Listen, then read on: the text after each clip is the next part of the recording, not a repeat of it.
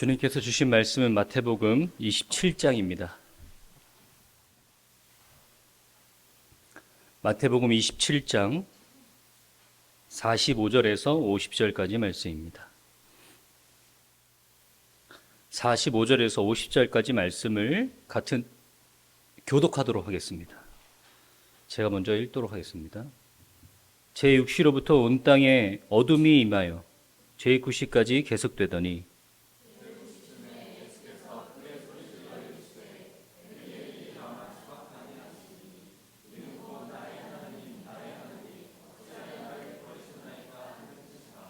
거기 섰는 자 중 어떤 이들이 듣고 이르되 이 사람이 엘리야를 부른다 하고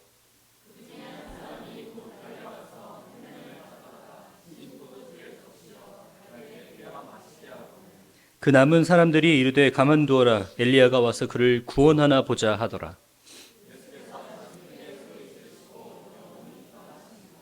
아멘. 고난주간을 맞이하여서 여러분에게 미리 말씀드렸던 것처럼 예수님께서 이 땅에 오신 이유에 대해서 2주간 동안 나눴고, 오늘은 예수님께서 고난받으시고 죽으신 이유, 그리고 다음 주에는 부활하신 이유에 대해서 여러분과 나누기를 원합니다. 원래 고난과 죽음과 부활은 함께 다뤘던 주제이기도 합니다. 하지만 오늘은 특별히 고난주간으로서 예수님께서 고난받으시고 죽으신 이유에 대해서 우리가 짧게 알아보려고 합니다. 우리가 오늘 이 한 가지만 꼭 우리 가슴속에 갖고 돌아가셨으면 좋겠습니다. 설교자의 이런 의도가, 하나님의 이런 뜻이 여러분 안에 깊이 자리 잡으려면 사실은 설교가 짧아야 됩니다. 설교가 길면 이 말씀 가운데 우리 예수님께서 죽으시고 고난받으신 이유에 대해서 한 가지 우리가 가슴속에 품고 들어가는데 여러 가지 어려움도 있습니다. 제가 최대한 여러분 오늘 짧게 예수님께서 고난받으시고 죽으신 이유에 대해서 나눌 때 여러분 개인적으로 깊숙이 다가가서 여러분 지금 그 이유가 이 고난 주간이 여러분에게 뜻있는 시간이 되길 바랍니다.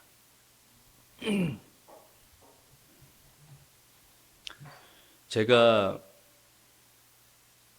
30대 초반에 야구를 처음 시작했을 때 서울에서 한 3년간 야구를 했습니다. 그러다가 토요일이고 또 매 경기 때마다 토요일 날 서울에 나가는 게 굉장히 소모적이라는 생각이 들어서 야구단을 성남으로 옮겼어요. 성남에 있는 야구단을 찾아서 들어갔을 때 그 야구단에서 제가 느낀 게 뭐냐면 감독이라는 사람이 성격이 되게 이상하더라고요. 뭐 이상하다라는 표현이 뭐 주관적이겠지만 아마 누가 봐도 이상합니다. 쟤뿐만 아니라 성격이 너무 이상하고 괴팍한 거예요. 야, 어떻게 저런 사람이 있지? 군대도 아니고 저런 사람은 사회생활하기 힘들 것 같다. 그렇게 생각하고 있었습니다. 그 정도로 이상해요. 근데 어느 날 제가 뭘 발견했냐면 우연찮은 기회에 제가 이상하다고 생각하는 그 감독의 성격이 사실은 제가 너무 닮았더라고요. 제가 객관적으로 냉정하게 평가하는 내 성격이랑 너무 비슷한 거예요. 내가 진짜 이상하다고 생각하는 성격을 가진 사람이랑 내가 성격이 비슷하다는 것도 사실은 비참하지만 내가 그거를 스스로 깨달았을 때 그 비참함은 이루 말할 수가 없었습니다. 야, 이 나이가 40이 다 돼가는데 이렇게 사람이 미련하구나. 자기 자신을 그렇게 볼 줄 모르는구나. 남의 그 성격의 흠은 그렇게 비판할 줄 알고 정확하게 볼 줄 알면서 사실은 그게 나랑 굉장히 비슷한 사람인데 나 자신은 그렇게 볼 줄 모르는 거예요. 여러분 그런 경험 있지 않으세요? 뭔가 사실은 날 얘기하고 있는 건데 사실은 당신을 이야기하고 있는 건데 나는 다른 생각합니다. 이건 다른 사람 이야기야. 나는 아니야. 이런 식으로 생각합니다. 다윗이 예전에 그랬는데요. 나단 선지자가 다윗의 죄를 지적하기 위해서 찾아와서 비유로 이야기합니다. 어떠한 부자가 있는데 가난한 사람이 자기 딸처럼 생각하는 그 가축을 잡아다가 잔치를 벌이더라. 어떻게 생각하냐? 그런 나쁜 놈이 있나? 그런 사람 당장 내가 내 이름을 걸고 그 사람을 처단하겠다. 나단 선지자가 이야기합니다. 그게 바로 당신이야. 제가 오늘 이 이야기로 말씀을 시작하는 이유가 우리가 십자가 앞에서 모이는 가장 흔한 모습이에요. 예수님께서 고난받으시고 죽으신 십자가 앞에서 우리가 보이는 가장 흔한 모습이에요.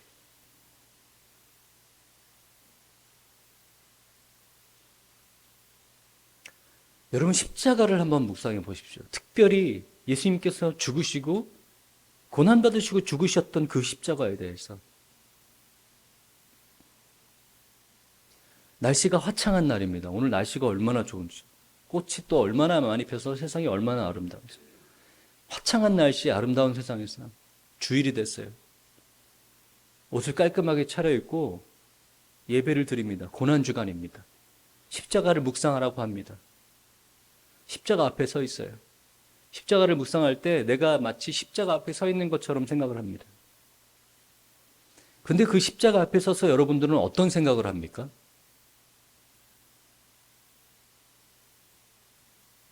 여러분들은 어떻게 생각합니까? 고난받으시고 피칠갑이 되신 예수님께서 십자가에 못 박혀 계신 그 장면을 여러분 상상으로 떠올려서 보시면서 여러분 어떤 생각하세요? 물론 이런 생각, 저 사람은 무슨 잘못을 저렇게 저질렀길래 저렇게 뭐 이렇게 잘 생각하시는 분들은 없을 거예요. 교회 다니시는 분들 중에. 아마 우리는 비슷하지만 이렇게 생각할 겁니다. 예수님께서 십자가에 못 박혀 돌아가시고 계시네. 목숨을 거두고 계시네. 누가 저를 십자가에 못 박았는가? 누가 저 예수님을 십자가에 못 박았지? 나는 아닌데 누가 저 예수님 십자가에 못 박았지?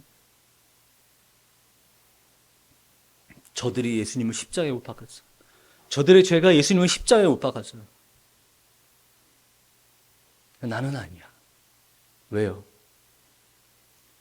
나는 그들보다는 낫잖아요. 그렇죠? 그들이 하고 있는 건 나는 하고 있지는 않아요. 그들이 안 하고 있는 것들은 나는 하고 있어요.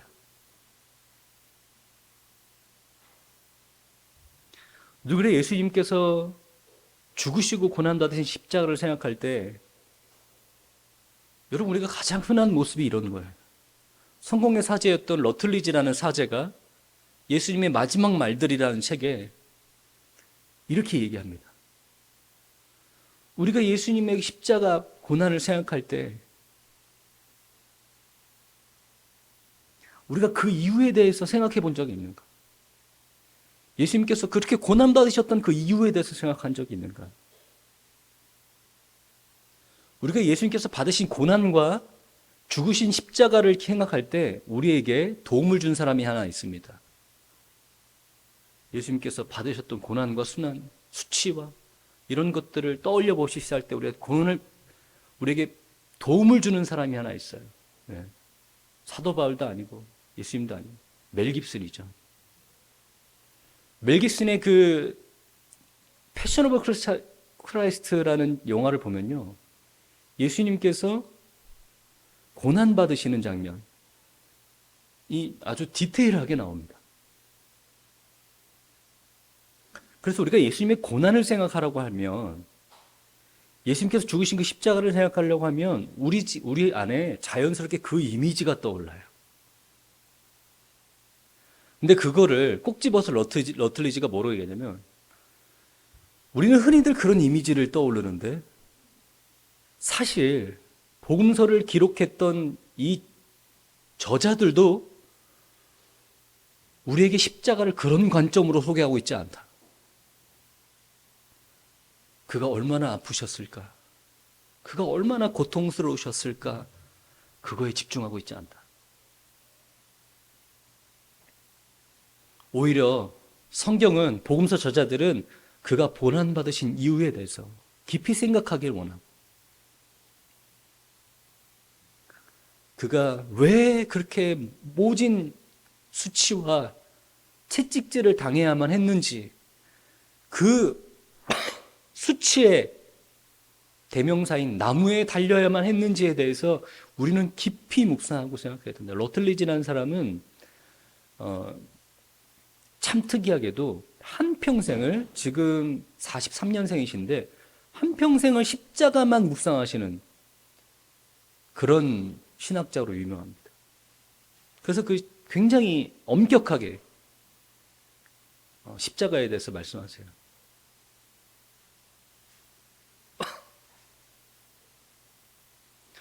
여러분, 우리가 고난주간이라고 해서 예수님의 고난받으심과 죽음을 생각할 때 그것에 대해서 생각해보라, 그것에 대해서 묵상해보라 그러면 우리 흔히들 얼마나 아프셨을까? 얼마나 힘드셨을까? 그가 얼마나 고통스럽고. 근데 우리가 이런 것을 뛰어넘어서 그가 고난받으셔야만 했던 그 이유에 대해서, 더 나아가서 그 이유가 나에게 어떤 의미가 있는지에 대해서 꼭 생각했으면 좋겠습니다. 꼭 여러분의 것이 됐으면 좋겠습니다. 이 예수님이 왜 십자가에 못 박혀 돌아가셨어야만 했을까요? 그런 생각 해보셨어요? 예수님이 왜 그런 고난을 받으셔야만 했을까요? 왜 그 고통을 다 몸소 경험하시고 받으셔야만 했을까요? 여러분, 누군가 교회 다니지 않는 사람이 여러분에게 그렇게 질문해 보았다고 생각해 보십시오. 예수님께서 십자가에 죽으셨던 이유에, 죽어야만 했던 이유에 대해서는 내가 당신에게 들어서 알고 있는데, 그러면 우리가 흔히 영화에서 봤던 것처럼 왜 그렇게 채찍질 맞고 왜 그렇게 갖은 모욕과 수치를 겪어오셔야만 했는가? 그 이유에 대해서 물어보면 여러분은 어떻게 대답하실 거예요? 아니, 소위 말해서 소크라테스처럼 고결하게 독약 맞고 그냥 꼴까닥 죽으면 훨씬 더 있어 보이잖아요. 그 왜 하필 십자가에서 죽으셔야만 했을까요? 특히 우리는 그것에 대해서 그렇게 공감하고 있지는 않지만 1세기를 살고 있는 그 그리코 로마 시대에 살고 있는 사람들에게 십자가는 수치의 상징이었어요. 그래서 누군가 십자가에 매달려 죽으면 의뢰들 어떻게 행동했냐? 그 옆을 지나가면서 침을 뱉고 모욕하면서 그 조상까지 모욕하면서 지나갔어요. 그게 그때 당시 그 당시 그 문화를 공감하고 있는 대부분의 사람들이 했던 행동들이에요. 내가 저기에 달려 죽은 사람이 누군지 몰라요. 그리고 심지어 그 사람이 무슨 죄 때문에 그 십자가에 달려 죽고 있는지도 몰라요. 하지만 내가 할 수 있는 건 뭐예요? 있는 힘껏 내 마음속에 내가 할 수 있는 욕을 다 하고 지나가는 거예요. 왜요? 그가 십자가에 달려 죽었다는 그 이유 하나 때문에.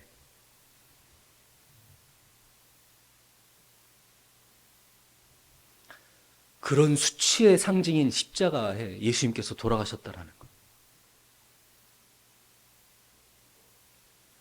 거예요. 왜 그러셨어야만 했을까요? 만약에 예수님의 피가 필요하다면, 예수님의 피 흘림으로 말미암아 우리가 씻김을 받는 그 작업만 필요하다면 예수님 피 흘리기 위해서 꼭 십자가가 아니어도 됩니다. 더군다나 사람들에게 충격을 가져다 줄 수 있는 형상인 그 십자가가 아니어도 돼요. 차라리 교수형이라든지 여러 가지 다른 어떤 수단이어도 상관없습니다. 근데 그때 당시 사람들에게 수치의 상징이었다. 모욕의 상징이었다. 십자가에 달려 돌아가시고 또 돌아가시기까지 모욕받으시고 고통받으셔야 했다는 이유가 뭘까요?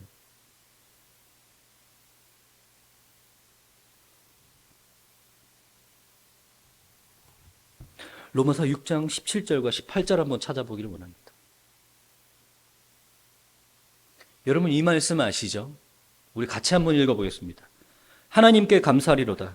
너희가 본래 죄의 종이더니 너희에게 전하여 준 바 교훈의 본을 마음으로 순종하여 죄로부터 해방되어 의에게 종이 되었느니라. 지금 이 로마서 말씀이 우리에게 신분이 전환됐다라는 얘기를 정확하게 하고 있는, 그러니까 이 로마서 말씀은 우리에게 뭐라고 얘기하냐면 지금 이 로마서 6장 17절과 18절을 읽고 있는 당신이 이 말씀을 믿든 안 믿든 받아들이든 안 믿든 상관없이 당신은 이전에는 죄의 종이었다. 이렇게 우리에게 선언하고 있어요.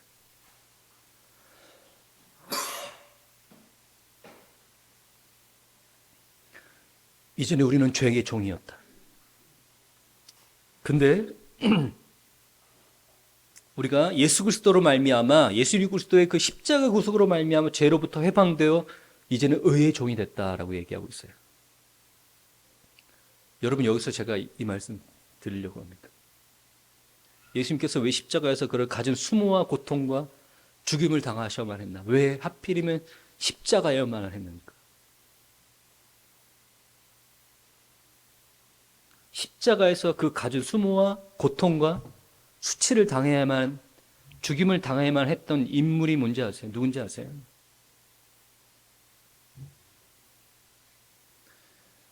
노예 같은 사람에게만 해당되는 처벌이에요. 형벌이에요. 아무도 십자가에 달려 죽은 사람에게 인간 취급하지 않아요. 노예에게만 해당되는 형벌이에요.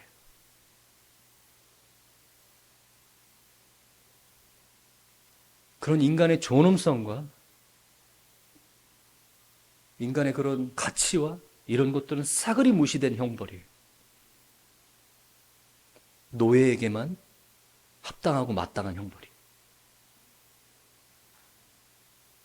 여러분 그렇다면 예수님께서 왜 그러셨을까요? 왜 그렇게 돌아가셨으면 했을까요? 그게 우리가 받아야 될 이전에 본래 죄의 종이었던 우리가 받아야 될 고통과 수치와 죽음이라는 거예요. 죄의 종인 우리가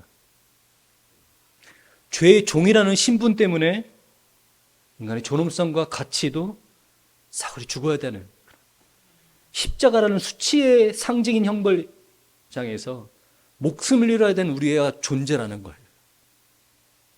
우리가 그래야만 하는 존재라는 거예요. 여러분 고귀하게 십자가를 바라보시면서 어떤 사람이 저렇게 죄를 많이 지어서 저들이 십자가를 예수님의 십자가를 못 박았어. 하지만 나는 아니야.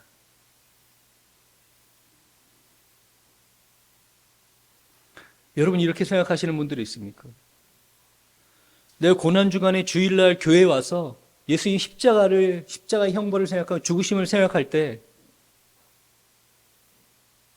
그게 나랑 상관없는 일이야. 나는 아니야. 나는 최소한 주일도 잘 지키고 11조도 잘 내고 여러 가지 지키면서 살잖아. 아니요. 우리 십자가 앞에 모두 다 우리는 죄의 종입니다. 십자가 앞에 우리는 모두 다 죄인이었어요. 예수님께서 그렇게 고난받으시고 죽으셔야만 했던 이유가 무엇이냐라고 누군가 물었다면 그게 바로 내가 받아야 될 고난과 죽음이었기 때문에 예수님께서 그렇게 하셨다는 거예요. 죄의 종이었던 아직까지도 경건하지 못했던 우리를 위해서 십자가에 못 박혀 돌아가시려면 우리가 받아야 될 형벌을 그가 몸소 다 받으시는 거예요.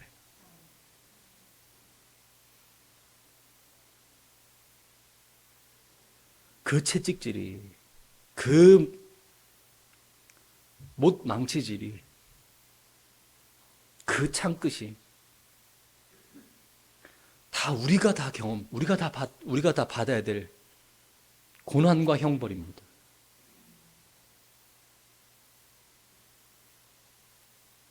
근데 그 고통을 몸소 다 받으시면서 끝까지 참아내시면서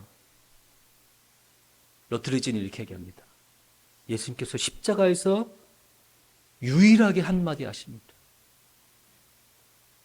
엘리 엘리 라마 사막다니 하나님이 어찌하여 나를 버리셨나이까. 그의 고통이 그가 감당하고 있는 이 고통과 죽음이 너무나 무거워서 예수님께서 막 뱉으신 그 한마디. 우리는 이 한마디를 생각하면서, 이 마지막 이 한마디를 생각하면서, 예수님께서 유일하게 십자가에서 뱉으신 이 한마디를 생각하면서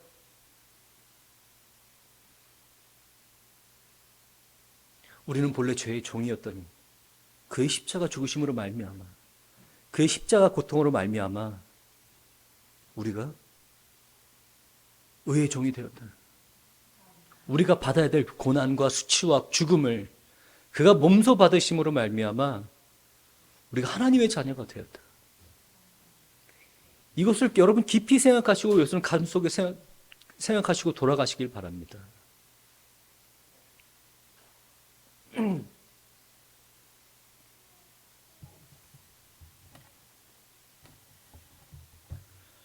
앞으로 우리가 예수님께서 죽으시고 부활하신 이유에 대해서 함께 나눌 때 성령 하나님께서 우리와 함께 하셔서 예수님의 죽으심과 부활하심이, 예수님의 그 구속하심이 다른 사람의 이야기가 아니라 2000년 전의 과거의 역사 속에 있는 이야기가 아니라, 성경을 펴야만 알 수 있는 이야기가 아니라 우리 개인적인 이야기가 됐으면 좋겠습니다. 나를 위해서 돌아가셨구나. 나 때문에 돌아가셨구나. 내가 그를 십자가에 못 박았구나. 내가 그를 십자가에서 죽게 했구나라는 것을 여러분 개인적으로 깨닫는 시간이 됐으면 좋겠습니다.